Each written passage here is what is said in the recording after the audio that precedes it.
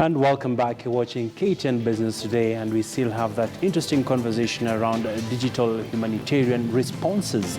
And we have with us in studio Philip Ogola, who will be speaking to Joy Doreen Bira about some of the latest technologies around the digital responses. Of course, this is coming on the back of the increased number of accidents. And how do you get yourself out of an emergency situation?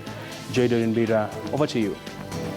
Thanks a lot, Abby. And in the last couple of years, technology seems to be driving the way we actually behave, that is in business. And there's quite a bit that is happening in technology or in the technological world that I guess is very helpful to us as a nation and as a globe. So when it comes to issues to do with technology, with gadgets like an iPad and a phone, one is able to do so much. So in the last couple of years, technology and social media in particular have become the go-to communication tools that the public uses to obtain information. But one of the issues for emergency managers is how an agency can test how it would use social media in an emergency.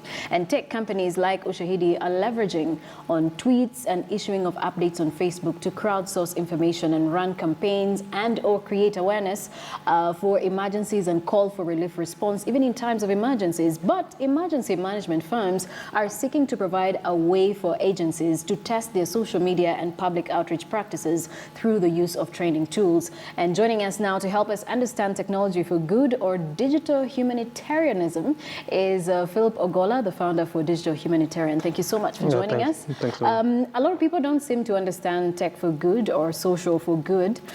Maybe help us understand how exactly can we leverage on tech mobile apps in emergency response situations? I think the one thing I like to debunk first is technology is not a solution to everything.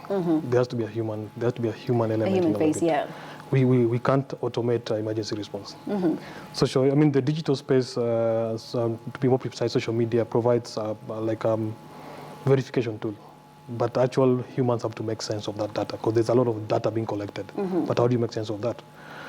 Social media has actually changed the way we respond to emergency, because previously, I'll give you examples, like probably the government, even the emergency responders, they used to depend on phone calls. Yeah. Where I'll call and report an accident or a fire.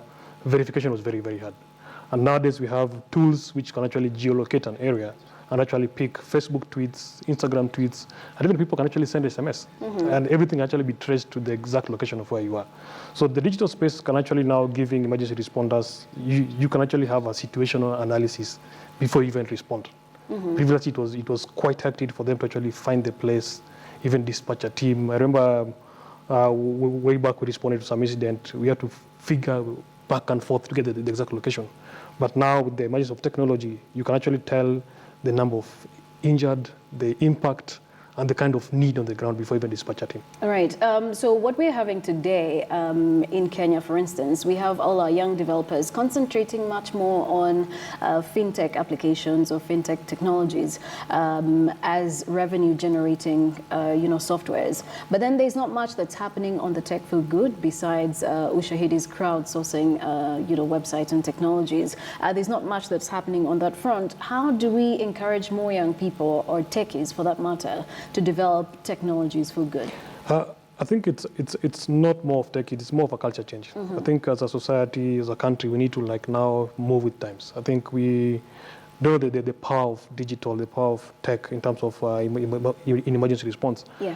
And I remember during the Westgate attack, Ushahidi actually really played a critical role in terms of helping, in terms of mapping out, giving list of, because in such a crisis, it's hard to actually find a missing person, to know that time you're mourning, so where do you even start from?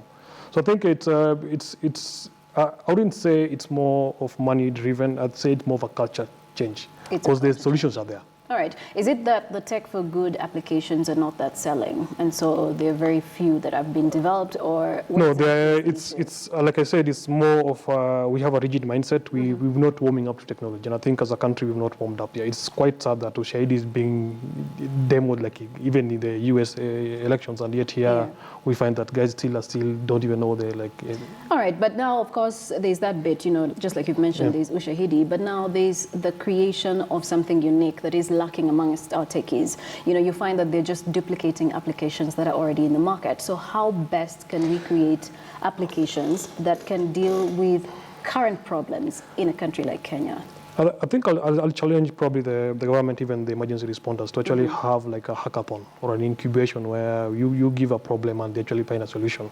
Like social media, there's so much like data online. I remember during the Westgate, on day one, there were like about 50 million tweets. So how do you make sense of that and cluster them based on emerging needs? So how do you make sense of that? So I think some of our techies can actually come forward and actually help in terms of, like I remember during the Westgate, some techies actually came on board and actually had a digital form for missing families. All right, because what we're seeing right now in the current situation, I think the most recent being the Naivasha accident, is that hashtags are generated around, say, something that has already happened, but not before it happens. So is there a way we can use technology to counter a catastrophe? Like now for the Naivasha incident, it's quite sad that there are actually Kenyans who actually spotted those bumps, and they flagged it way back, I think February last year. I think there was a Twitter from Wambugu, I can't remember the name. Yeah.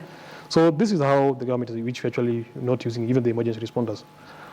Social media can actually become like a flagging, like an early warning tool, where people can actually spot like a bump or pothole, take a photo of it, geolocate it, and send to the authorities. All right. And what does the future look like, say, for technology, for humanitarian response, or technology for good? Technology is going to reshape the way we communicate in terms of emergency. If you don't jump on technology, I think we are going to be in a dark age. What do you think the emerging trends are in the tech for good environment? I've already seen where, like in the developed worlds, where I don't think Kenya is disaster prone. I think we are more of human kind of driven disasters. But I've been watching those emergency occurrences globally, and social media is actually playing a critical role in terms of, because you can find there are apps which are not even being demoed here, where there's no network. Let's say there's been a crisis, there's no communication, you can't communicate with the phone, you can't communicate the data, so what happens? There are apps which can actually form like the peer-to-peer kind of pairing, where if you have Bluetooth on, you can actually become a must. So those are the kind of solutions which we need to actually be having. How many people know that SMS can actually help in terms of when there's no net?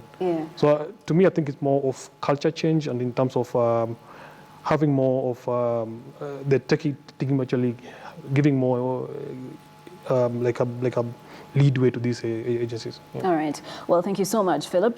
Philip Ogola is the founder for Digital Humanitarian. He was one of the champions on social media when the Red Cross Society here in Kenya was using social media to help get relief and response even much faster. Thank you so much for speaking to us.